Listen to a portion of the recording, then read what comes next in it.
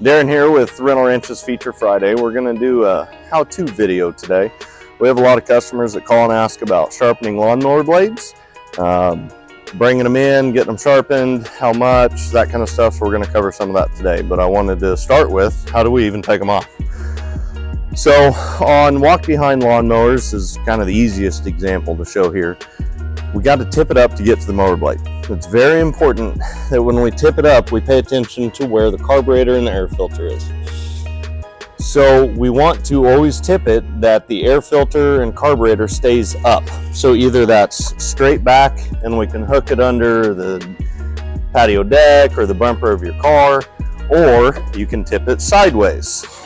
As long as the air filter stays on the upside of the engine, so that we're not running oil back into the carburetor, we'll make sure that that air filter stays clean and dry. So now that we have access to the bottom side of the mower, we have the ability to now begin taking the blade off.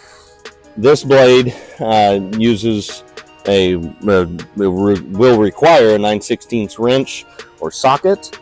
But part of the problem with taking a blade off is this blade is going to spin as we're trying to take it off, which can become dangerous if we don't block that from spinning in the path of our hands. So I've got a couple of tools here that will make your job a lot easier. A wood block, it can be a 2x4, I have a 4x4 here, a battery powered impact with a socket, or if you don't have that, just a plain old combination wrench. So we're going to start by sticking the wood block in the path of the blade, so the blade is on the left side of the wood block. And I'm going to step across here. If you step on this wood block, as the blade turns, it'll impact that block.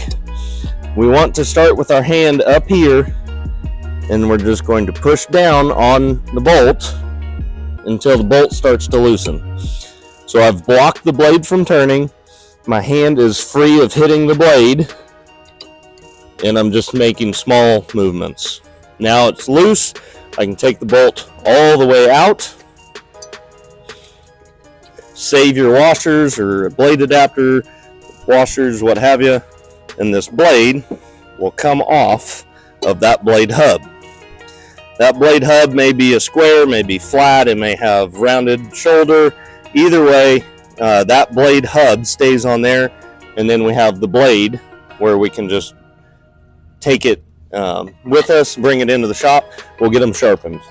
We charge $8.50 per blade off of the mower to sharpen them. If you bring the whole mower to us, it's a little extra for the time of taking it off, cleaning underneath the mower deck and what have you. And then to install the blade, it's just the reverse of the process. So I'm going to put the blade back on the hub, line the shoulder up with the cutouts in the blade. All the washers remain on the bolt, just finger tight, thread that bolt in. Now I've moved my wood block to the other side of the blade. As I go to tighten it, I want that blade to turn into the block. Block in place, stand on the block, start tightening down our bolt.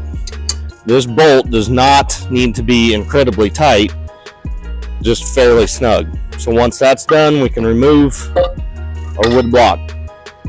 When you're installing this blade, it's important that the cutting edge is facing up into the mower.